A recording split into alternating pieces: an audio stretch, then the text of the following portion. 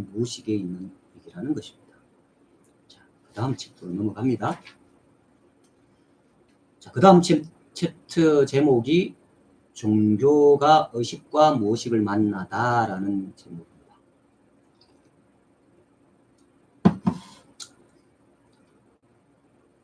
이 의식과 무의식은 사실은 우리 뇌의 영역입니다.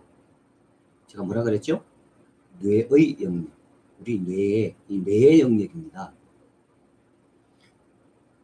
그러니까 영혼이 따로 있다. 이런 영혼이 따로 이렇게 죽음에 벗어난다. 이런 것이 아니라 제가 말씀드리는 것은 우리 뇌의 영역. 그 뇌가 바로 무의식을 담고 있는 저장 창고이기 때문에 그리고 의식과 무의식 모든 걸 담고 있는 창고이기 때문에 뇌의 영역이다.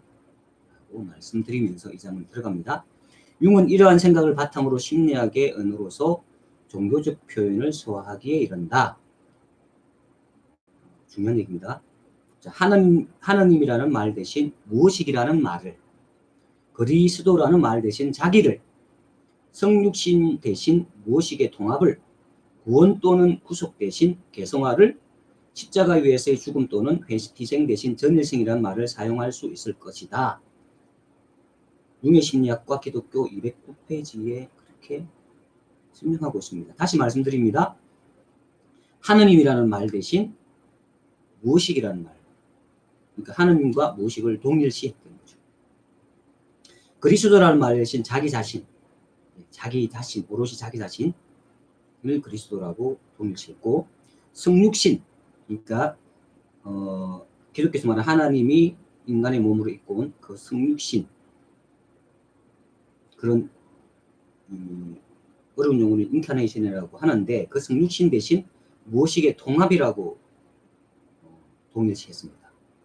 그러니까 의식과 무의식의 통합, 이 과정이 성육신이라는 거예요. 그리고 십자가 위에서 무의식의 통합을 라고 말했고, 구원 또는 구속 대신 개성화라고 했는데 우리가 구원받는다 이런 것을 개성화라고 표현했다. 오롯이 자기 자신이 된다는 거예요. 개성화니까 개성적인 것으로 된다 이런 거잖아요. 오롯이 자기 자신이 된다. 그러니까 그렇지 못한, 오롯이 자기 자신으로 살지 못한 우리가 오롯이 자기 자신, 여기서 말하는 참자 또는 큰 자, 참나, 성령체험, 해탈 이런 거 다 들어가겠죠. 자기 개성화라는 거예요. 그리고 마지막 십자가 위에서 죽음 또는 희생 대신 전일성, 그러니까 통합되는 거죠. 전일, 구분되지 않고 전일되는. 그 예수의 죽음이 이 기독교인에게 구원을 가져다 줬다 한다면 그것은 말하자면 전일성이라는 거죠. 반갑습니다. 김용민님 반갑습니다. 네. 어쨌든 그런 것을 얘기하고 있다는 것입니다. 우리 자신과 이토록 상관없는 그 무엇이라는 것을 이토록 선명한 개념으로 설명해냈다. 특정 종교의 전유물처럼 여겨졌던 용어들, 그래서 특정 종교의 핵심적인 개념으로만 설명했던 것들이 바로 우리의 무의식, 자기, 무의식의 통합, 개성화, 전일성 등의 개념으로 만나게 되는 것이다. 누구로부터? 칼 융으로부터. 융은 성서의 전통에 의하면 우리는 하느님의 자기 자신을 우리에게 계시하는 대로만 하느님을 알 수 있다. 계시는 무의식에 대한 체험이며 무의식으로부터 생겨나오는 체험인 것이다. 심리학적 관점에서 볼 때 종교의 진수는 그것에 의하여 인간의 자아가 영향을 받아가는 그 과정들을 실제적으로 생각해보게 해주는 것이다 라고 같은 책 103쪽에 얘기하고 있습니다. 근데 계시라고 하는 것이 무의식이, 내 깊은 속에 있는 무의식이 의식으로 드러나는 것, 무의식에 있는 것이 의식으로 오는, 터치되는 것을 말하는 것이고, 그 무의식에 인간의 자아가 영향을 받아가는 과정들, 이런 것들이 다 종교의 과정이라고 얘기하고 있는 것입니다. 종교에서 말하고 있는 계시는 종교적인 차원에서야 하늘로부터 신의 메시지나 음성이 특정한 개인이나 집단에게 나타난 것으로 보겠지만 융의 심리학에서는 바로 무의식의 체험인 것이다. 융이 이해하고 있는 바에 따르면 인종적 차이와 관계없이 사람들이 육체에 해부적으로 공통적인 구조가 있듯이 사람들의 문화적, 의식적 차이와 관계없이 사람들의 정신 구조에도 공통된 층이 있다. 이 층을 융은 집단 무엇이라고 불렀다. 이 세계의 여러 다른 지역들에서 이렇게 같은 상징들의 신화적인 동기들이 그렇게 많이 있을 수 있는가 하는 데에 대한 이유를 설명해주고 있다. 이것은 인간 체험의 보편성을 설명해주고 있다. 라고 88쪽 융의 심리학과 기독교에서 말하고 있습니다. 그러니까 인간에게 공통된 층이 있다는 거예요. 이 공통된 층은 아프리카에 사나, 유럽에 사나, 아시아에 사나, 아메리카에 사나, 어디에 사나 상관없이 공통된 층이 있고 그것을 바로 집단 무의식, 우리 무의식의 집단을 이루는 무의식의 세계라고 하는 것인데 이 세계 때문에 인간 체험의 보편성이 나오는 것이고 이 세계 때문에 세계 어디에 있든지 신을 갈구하는 사람들이 생겼고 표현은 다르지만 본질적인 것에 대해서 종교적인 것에 대해서 고민하고 그것에 대해서 답을 구하는 사람들이 공통적으로 있다라고 하는 얘기인 거죠. 그래서 무의식은 참나, 집단 무의식, 신 다 같은 얘기인 것입니다. 융에게 있어 개인 무의식은 말 그대로 억압되고 눌려있는 개인의 무의식이다. 반면 집단 무의식은 인류의 진화 과정에서 생기는 모든 영적인 유산들을 포함하고 있는데 그것들은 모든 개인들의 두뇌 조직 속에서 새롭게 태어나는 것이다. 어디에서 태어난다고요? 두뇌 조직에서. 이거 뇌라고 그랬잖아요, 아까. 그래서 새롭게 태어나는 것이다. 인간 정신의 본능적인 힘의 원천이며 그 정신의 본능력들을 조절하는 행동의 유형이나 범주의 원천인 것이다. 말하자면 이 모든 것들의 원형인 것이다. 융의 심리학과 기독교가 37쪽에 설명하고 있습니다.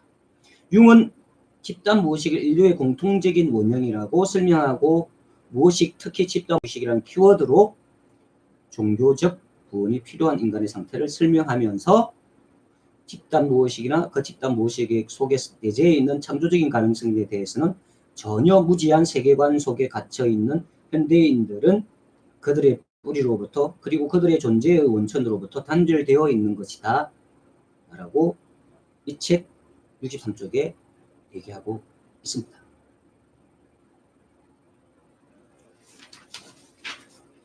개별 종교에서 어떤 식으로든 종교적인 구원의 이전 상태를 설명하든 융에게 있어서는 바로 집단 무의식과의 단절이라고 설명되어지는 것이다. 무지의 상태든 깨닫지 못한 상태든 또는 구원받지 못한 상태든 어떻게 설명하든 집단 무의식과의 단절 상태인 것이다. 하는 것이죠. 바로 이 무의식이 우리의 에너지의 원천이며 의미 자체인 것이다. 종교심리학자 윌리엄 제임스는 종교란 더 넓게 말하자면 세상에 어떤 보이지 않는 질서가 있으며 우리의 지구선이라는 것도 우리가 우리 자신을 그 질서에 조화 있게 적응시키려고 하는 것이라는 믿음이라고 결론지었다. 그래서 종교는 제임스의 의견을 따르자면 우리가 지각하고 있는 삶의 실제들에게 우리가 나타내보고 있는 반응일 뿐이라고 말할 수 있다. 삶의 실제들, 무엇이에 우리가 나타내보고 있는 반응일 뿐이라고 말하고 있다. 라고 융의 심리학과 기독교 100쪽 101쪽에 말하고 있어요. 보이지 않는 질서, 삶의 실제 이런 것들이 다 법칙, 깨달음, 참나 이런 것들이 다 무엇이기에 관한 얘기를 하는 거죠. 이것도 도와 일맥상통하는 겁니다. 그래서 종교는 보다 큰 실제의 모습을 보여준다. 특정한 사람의 유한한 개인적 경험을 뛰어넘는 더 큰 어떤 것이 있다. 그래서 우리는 대하라고 하죠. 소화를 넘어 대하라고 하는 것이 이런 얘기입니다. 개인 무의식에서 집단 무의식. 의식에서 집단 무의식으로 가는 것을 말하는 겁니다. 더 큰 어떤 것, 보다 큰 실제, 이런 것들이 다 집단 무의식에 해당하는 얘기라는 것이죠. 그런 이유로 많은 종교 의식들은 우리 주위에 있는 수많은 사물들 가운데 우리가 누구인가 하는 점을 일깨워주는 기억의 축제인 것이다. 그 의식들은 사람들에게 그들의 정체를 깨닫게 해준다. 이 정체라는 것은 본질입니다. 우리의 본질을 깨닫게 해준다. 용의심리학 93쪽에 말하고 있죠. 말하자면 그것은 집단 무의식의 정체이며 더 직접적으로는 우리 자신이 누군가를 묻고 대답하는 것이 종교라는 것이다. 융은 이어서 어떤 사람이 그 자신보다 더 커다란 전체성을 이루고 있다고 생각한 그 어느 것도 그의 자기의 상징이 될 수 있다라고 말하면서 유신론적 종교에서 말하고 있는 신의 수육이라든지 아까 성육신이라고 그랬죠? 라고 말하든지 자기 현현 등은 각각 사람들에게 자기의 상징으로 기능하고 있는 것이다. 다 자기의 얘기라는 거예요. 신이 뭐 성육신을 했든 계시를 했든 이건 다 자기의 얘기, 자기 무의식의 얘기, 집단 무의식의 얘기라는 거. 기독교에서 그리스도는 자기의 상징이다. 유대교에서도 대망의 메시아 또는 메시아의 날은 때때로 다 많은 사람들에게 자기 상징으로 작용했다. 불교에서 역시 부처라는 불성은 자기 상징으로 기능하고 있다. 부처라는 것도, 해탈이라는 것도, 참나라는 것도 다 자기 상징입니다. 자기를 발현하는 것입니다. 참나, 자기잖아요.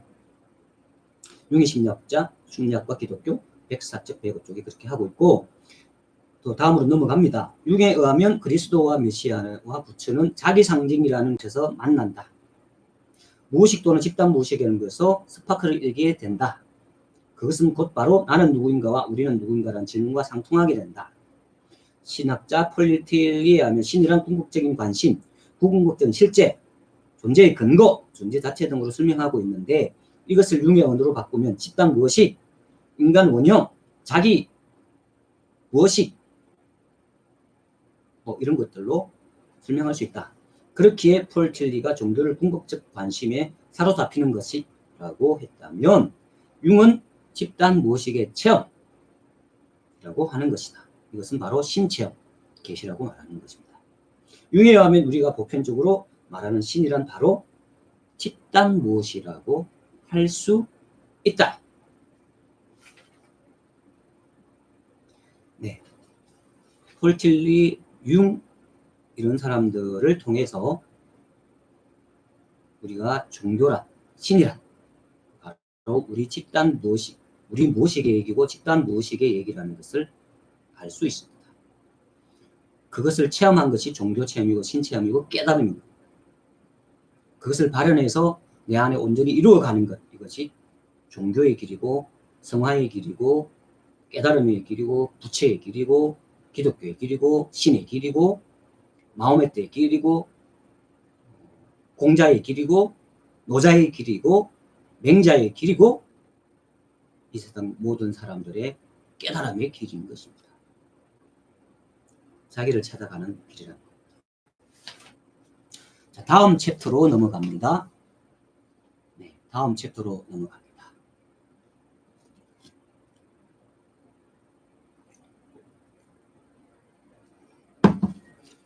다음 챕터 제목은 무의식과 의식의 재통합이라는